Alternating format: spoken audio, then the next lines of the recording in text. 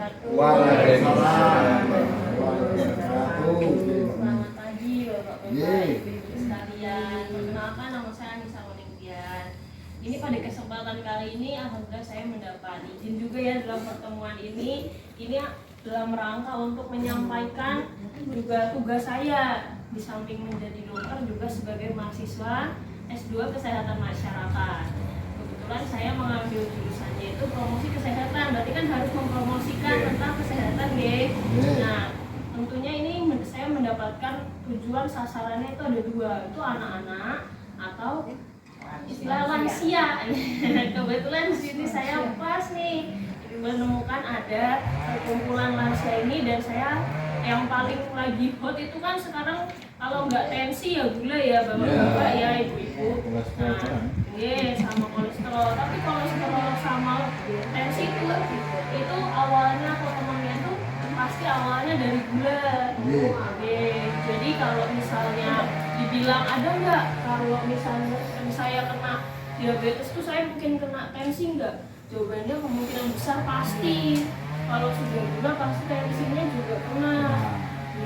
Lalu kemudian kalau sudah gula juga kemungkinan kolesterolnya pasti kena juga, karena gula itu memang sangat berbahaya. Bayangkan kalau ada selokan, lalu selokannya itu mampet karena ada kental salurannya, akhirnya jadinya semuanya terhambat. Itu ya. Jadi diabetes itu kita pertama harus mengenali dulu. Karena kalau diabetes itu kan kita kadang sebelum tahu atau sebelum cek itu nggak tahu gejalanya apa. Jadinya kalau ditanya ibu punya gula nggak sebelumnya, bapak punya gula nggak sebelumnya, nggak punya atau nggak tahu. Nah itu dia, karena nggak tahu jadinya karena belum kenal. Jadi ini saya kenalkan dulu. Yang kedua harus kita cegah. Kenapa? Soalnya kalau udah kena ya balik lagi nggak bisa sembuh. Ibu ya bu ya bapak ya. Lalu yang terakhir itu kalaupun sudah kena harus dikendalikan. Jadi bukan yang jadi ya saya udah kena nih udah nggak bisa sembuh, ya sudahlah mau gimana lagi. Kalau begitu ya namanya manusia kan harus berusaha. Jadi harus dikendalikan deh gitu. Jadi ini pembahasan saya.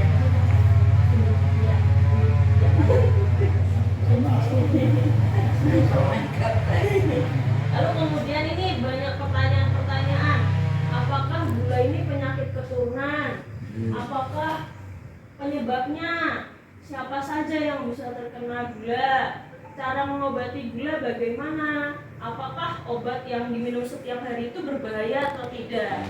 Lalu bagaimana cara mencegahnya dan bahayanya apa sih kalau tidak diobati? Nah ini pertanyaan yang sering kan ya Bapak Ibu, tiap hari pasti ada dan lain-lain. Ini juga akan saya bahas. Ini lagi ya. Oke. Nah ini kenali pertama. Jadi diabetes mellitus tuh banyak macamnya. Ada macam diabetes tipe 1 itu dari lahir memang sudah ditakdirkan sama yang di atas ada diabetes. Jadi dia dari kecil pun harus pakai obat gula.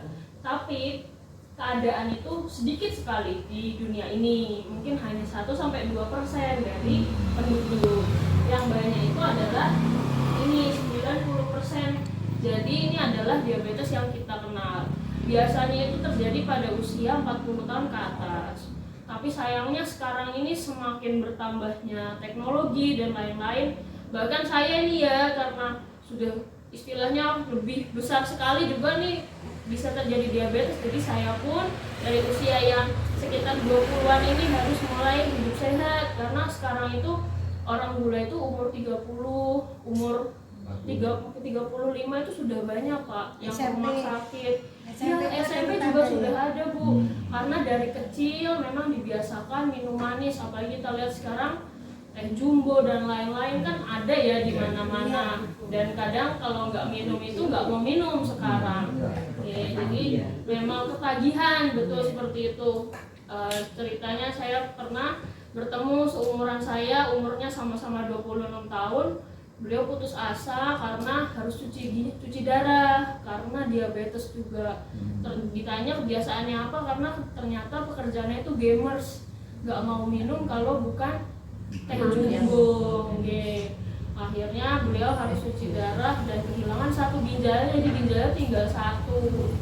Itu ya Bu ya, itu adalah kejadian nyata. Jadi sekarang itu udah ngeri banget kalau ada cucunya. Mungkin bisa nggih. Mbak tanya sebelum lanjut Mbak. Nggih. Untuk balita anak-anak itu susu kotak kemasan Nggih, itu betul. apa?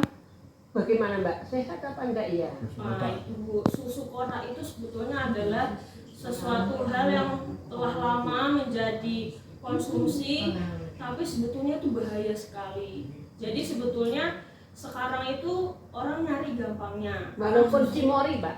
Iya, walaupun cimori Bu. Jadi sesuatu yang sudah dikotak atau sudah dikemas itu pasti akan lebih banyak gulanya dibanding tidak. Karena gula itu sifatnya mengawetkan. Gitu Bu. Jadi semakin banyak gula dia akan semakin awet. Ya kayak manisan, kering-keringan itu kan pasti awet nggih. Ya, sirup dan lain-lain pasti seperti itu. Jadi memang dulu kita biasanya minum susu itu diantar ya sama tukang susu literan gitu. Terus ada susu kedelai. Tapi sekarang pasti udah jarang banget kan kayak gitu nggih.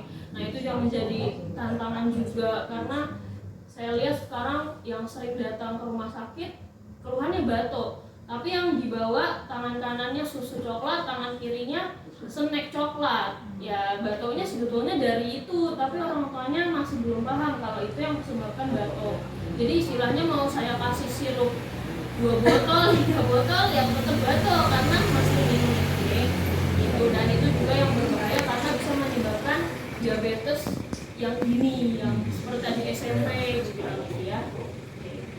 Solusinya Mbak, solusinya harus Solusinya dipindah formula. untuk susu Bu, jadi susu itu kan adalah mungkin sekarang itu yang masih dikenal sama masyarakat itu harus 4 sehat 5 sempurna ya. Nah padahal itu udah nggak dipakai Bu. Jadi 4 sehat 5 sempurna itu sudah tidak dipakai lagi untuk saat ini karena makanan proses itu sudah lebih banyak dibanding mungkin ketika saya masih kecil dulu saya tidak merasakan banyak susu kotak karena kata ibu saya kotak itu harganya mahal, jadi jarang dibelikan susu kotak. Nah, lalu tapi sekarang itu malah lebih murah susu kotak dibanding susu yang asli.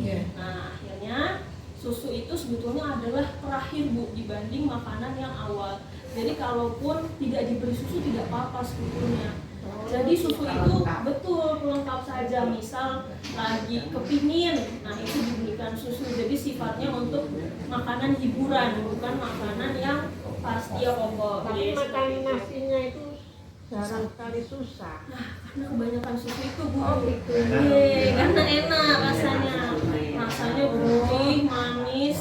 Bisa Tidak diberi nggak apa-apa ya Mbak? Diberi nggak apa-apa, tapi saran saya diberikannya itu setelah makan atau memang itu untuk dessert begitu Bu. Jadi untuk setelah makan supaya dia lebih enak dan itu. Jadi awalnya itu tetap makanan utamanya supaya dia lebih banyak makannya dan gizinya juga lebih banyak karena susu itu tidak akan menggantikan makanan.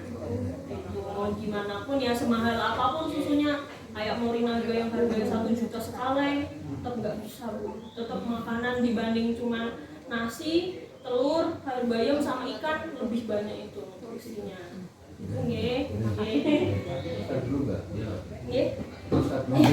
Lanjut dulu aja nanti di acara lain aja ya. Beri kesempatan sampai selesai, baru pertanyaan. Ini tentang diabetes. Lalu kan hanya ada yang bilang diabetes itu basah atau kering. Terus saya bilang di sini emangnya jemuran basah atau kering.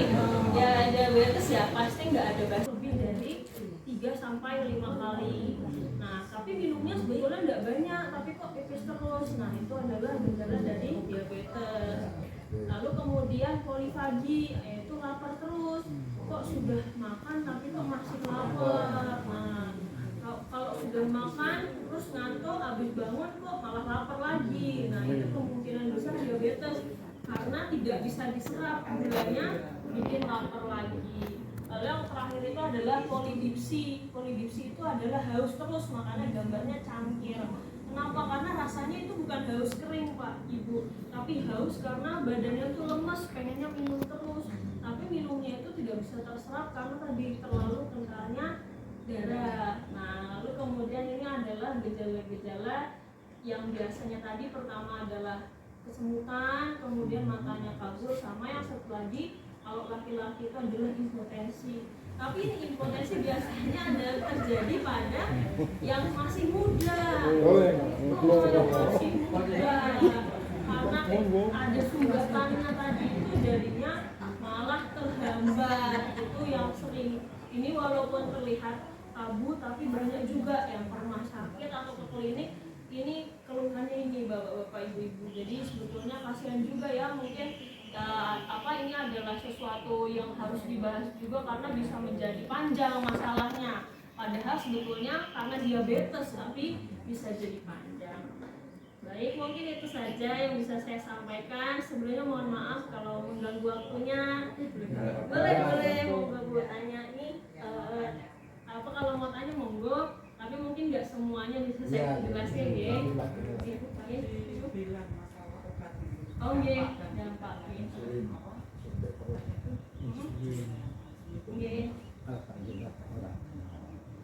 Kalau tidak diminum dampaknya berarti kan gulanya tinggi terus ya Bu ya.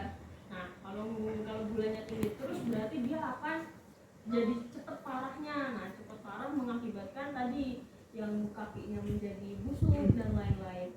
Tapi kalau misalnya ibu tanya dampak obatnya itu apa, kalau diminum terus-menerus, yang namanya obat itu pasti ada efek sampingnya. Tapi yang namanya dibuatkan suatu obat, tidak mungkin efek sampingnya itu lebih besar daripada manfaatnya, gitu ya Bu ya. Namanya kan kita kalau muslim itu biasanya kalau manfaatnya banyak, kita ambil manfaatnya banyak, walaupun memang pasti ada efek sampingnya lebih sedikit.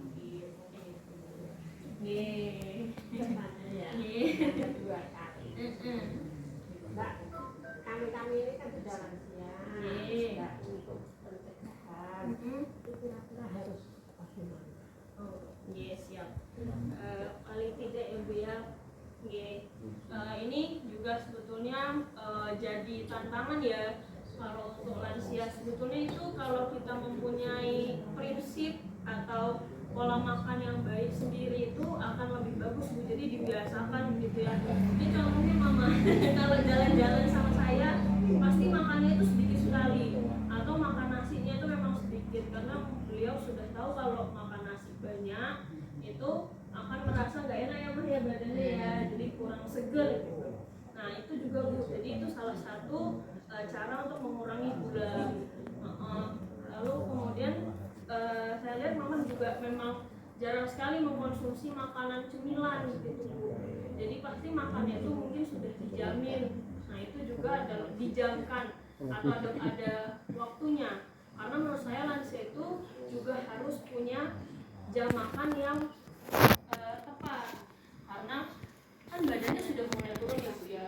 Kalau dikit-dikit dikasih makanan, kalau dikit-dikit dikasih cemilan atau malah jarang dikasih makanan, bingung nanti badannya.